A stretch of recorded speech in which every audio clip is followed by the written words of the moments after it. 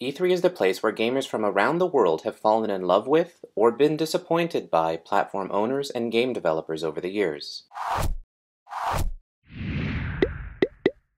If you've seen the first 6 episodes of Gaming Wars, you know a little bit about the turbulent and fascinating history of the home video game industry over the past 40 years. Check the links below. And with all the changes coming to the 8th generation console platforms, this could be the year that makes or breaks the home video game industry as we know it today. This 11th episode of Gaming Wars is a primer for E3 2013. Since 1995, E3 is the place where gamers from around the world have fallen in love with or been disappointed by platform owners and game developers over the years. And this year will be no different. While I will definitely post an update in the links below after E3, in the meantime, I wanted to look to the past so that we might remember how important E3 has been throughout gaming history. In this first of a 3-part series, let's go over why E3 exists and reminisce together on the highlights of each conference during the 5th generation era. E3, officially known as the Electronic Entertainment Expo, is an annual trade conference for video games run by the Entertainment Software Association for industry professionals. And lately it's been held at the Los Angeles Convention Center. Before E3,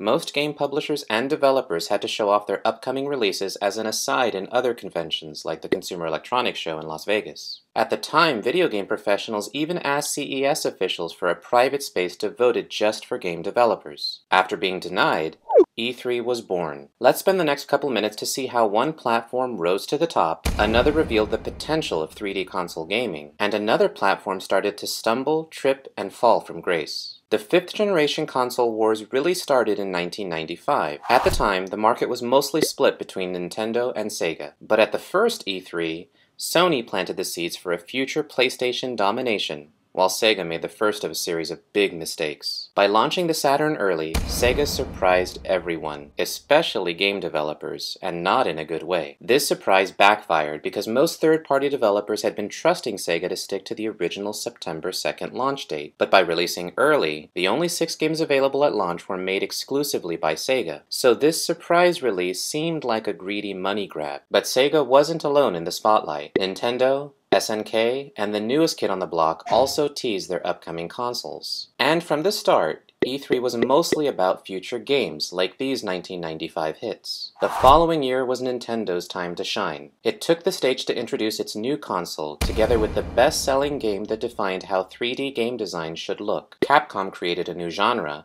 survival horror. Namco brought its fighting game arcade hit to the PlayStation. Naughty Dog revealed its first PlayStation game. Eidos introduced its multi-platform hit. Epic Mega Games announced something called the Unreal Engine. And Blizzard debuted an early build of a science fiction real-time game. But the star of the show turned out to be Square's first Sony-exclusive game, marking the PlayStation's rise to power. 1997 was the year the first-person shooter took over the PC with the introduction of these epic franchises, as well as some sequels. And this stealth action game boosted the PlayStation even more, while Nintendo showed off what would become one of the worst video games of all time. So the next year, Nintendo turned its image around with the final version of this epic game. We also got a peek at the follow-up to the popular MS-DOS game, Duke Nukem, even though the game didn't actually come out for another 14 years. And this definitely was not the last time a game was teased, only to be delayed or shut down. And during this generation, Sega cut its losses with the Saturn by leaking that it was working on what would become its last console, while Nintendo and Sony were gearing up to go at it again in the 6th generation era. But behind the scenes, some engineers who had been working on moving PC gaming from DOS to Windows began thinking about moving Microsoft into the battle for the living room with its own console. So in the second part, check the links below, let's go over what the E3 announcements look like during the 6th generation era. And here's a customary thank you to all the recent subscribers. I promise to try my best to make great videos, and I always read your comments.